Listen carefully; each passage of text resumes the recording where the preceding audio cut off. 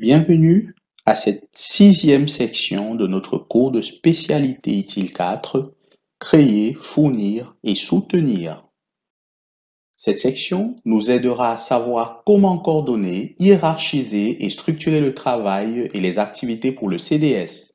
Elle examine certaines techniques pour aider les praticiens à créer, fournir et soutenir des services et envisage également certaines options que les prestataires de services doivent aborder. Cette section s'intitule Techniques et options pour créer, fournir et soutenir. Cette section de notre cours couvre les objectifs 3.1 et 3.2 du syllabus du CDS, énoncés comme suit. Objectif 3.1, savoir coordonner, hiérarchiser et structurer le travail et les activités pour créer, fournir et soutenir des services. Nous sommes sur du niveau de difficulté 3 et vous pouvez vous attendre à 5 questions sur cet objectif à l'examen. Et deuxième objectif, comprendre l'utilisation et la valeur des éléments suivants dans l'ensemble du système de valeur des services. Ces éléments sont les considérations relatives à l'achat ou à la construction, les options d'approvisionnement et l'intégration et la gestion des services. Nous sommes sur du niveau de difficulté 2 et vous pouvez vous attendre à 4 questions concernant cet objectif à l'examen. Abordons donc le premier objectif, savoir coordonner, hiérarchiser et structurer le travail et les activités pour créer, fournir et soutenir les services. Nous parlerons tout d'abord de priorisation du travail et de gestion des files d'attente. On ne saurait parler de gestion de files d'attente sans parler des tickets ou des billets. Vous vous souvenez de cette époque, avant l'adoption généralisée des systèmes numériques, où des formulaires papier étaient le moyen de communication courant qui se trouvait au centre du processus de travail. On en a une image sur la diapositive. Ces tickets ou billets étaient souvent établis à l'aide de la machine à écrire, étaient découpés à l'aide d'une règle, étaient remplis à l'aide d'un stylo. Ils étaient parfois photocopiés et placés dans la corbeille d'arrivée physique du prochain employé dans le processus documenté ou dans la chaîne de travail. Bien que les données aient pu être saisies dans un système électronique à cette époque, le ticket physique lui-même était le véhicule par lequel les données et la réponse à ces données évoluaient. Le ticket représentait donc une unité de travail distincte et son état actuel au cours de sa durée de vie prévue. Et c'est ce qui est intéressant dans cette appellation de ticket qui est restée jusqu'aujourd'hui. Les tickets aujourd'hui restent donc importants car ils permettent d'établir des priorités et de communiquer l'état actuel d'une tâche donnée à toute personne qui devrait la connaître. Même après l'achèvement des travaux, les archives de tickets enregistrés continuent de fournir une valeur en tant que source de données pour des rapports de gestion et d'analyse. Le lien entre les tickets et les files d'attente. Il faut noter que l'expérience et les comportements des utilisateurs autour des biais peuvent poser des problèmes. Les biais ne provoquent pas de files d'attente. Les files d'attente ne sont pas une propriété fondamentale d'un ticket. Les files d'attente sont plutôt le résultat de la façon dont l'organisation affecte des personnes et d'autres ressources pour gérer des tickets. Dans cette leçon, nous utiliserons donc cette appellation de ticket pour désigner les unités de travail, parce qu'une unité de travail a un statut associé et en attente d'être attribuée à une ressource, à des actions historiques et planifiées qui lui sont associées et doit être contrôlée et suivie à tout moment.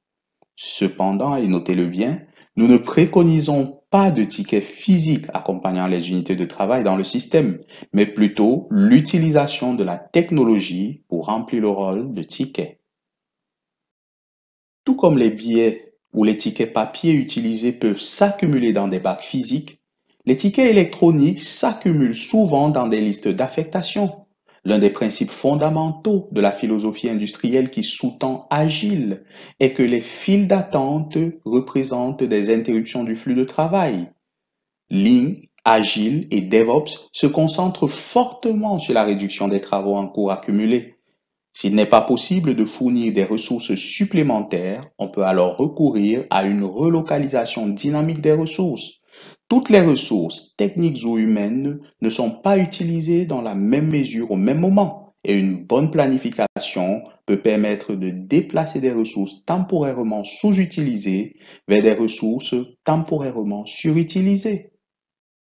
Il existe des techniques efficaces pour ce qui est de la gestion des files d'attente et des arriérés, encore appelés backlog. Deux techniques sont présentées ici. La première, c'est la gestion de la demande, qui peut être utilisée pour contrôler le flux d'entrée dans le système et ainsi réduire les variations de la demande qui causent les vrais problèmes. Une autre technique, c'est la variation de prix. On peut facturer plus pour des périodes de pointe et facturer moins pour des périodes creuses, par exemple. C'est des approches très courantes, tout comme le contrôle de la demande par le biais de politiques, comme celle qui consiste à n'autoriser le personnel à faire qu'une seule demande de nouveaux services par semaine ou par mois. Autant de techniques pour gérer les accumulations de travaux dans les files d'attente.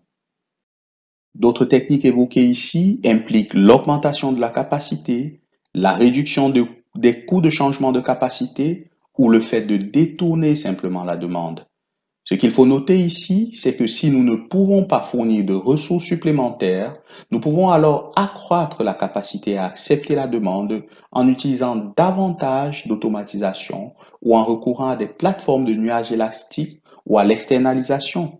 Une autre technique qui peut être utilisée, particulièrement pour détourner la demande depuis la chaîne de valeur, c'est l'utilisation du décalage à gauche. Transférer les tâches de support simples comme la modification d'un mot de passe vers les utilisateurs peut s'avérer très efficace pour ce qui est de gérer efficacement les files d'attente. Une autre technique qu'il convient de mentionner ici, même si elle sera discutée plus en détail dans la section suivante, c'est la technique de l'essaimage. Il s'agit d'un processus de traitement opportuniste d'articles qui peuvent être résolus immédiatement avant qu'ils n'entrent complètement dans le système de file d'attente. Une ressource peut par exemple ne pas avoir 10 minutes pour traiter un ticket normal, mais peut avoir 10 secondes pour traiter quelque chose de très simple. Cela n'empêche pas que certains éléments de travail entrent dans un système de file d'attente géré de manière plus formelle et peut en fait améliorer le fonctionnement du système de file d'attente en empêchant l'accumulation de tâches triviales mais qui allongent la file d'attente. Cette diapositive peut être intitulée Impact négatif des files d'attente et antidote.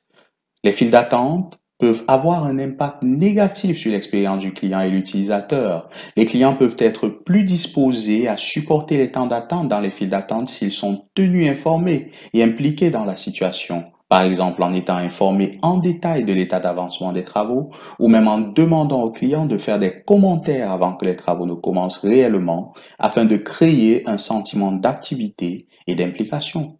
Toutefois, il est important de se rappeler que les clients qui sont amenés à attendre un résultat à un moment donné, comme une heure de résolution prévue ou un suivi ou un rendez-vous programmé, seront généralement relativement satisfaits d'attendre que ce moment arrive. À partir de ce moment, tout retard, même minime, aura tendance à avoir un impact significatif sur la satisfaction. Pour pouvoir suivre le déroulement du travail et fournir des mises à jour de l'état d'avancement, il est bon de gérer le travail sous forme de tickets. Bien que nous ne voulions pas revenir aux anciennes méthodes de transmission de tickets papier d'un bureau à l'autre, nous devons enregistrer et suivre le travail. La pratique de conception du service devrait envisager comment fournir des tickets virtuels pour les unités de travail sans faire du ticket une influence dominante sur l'expérience de l'utilisateur.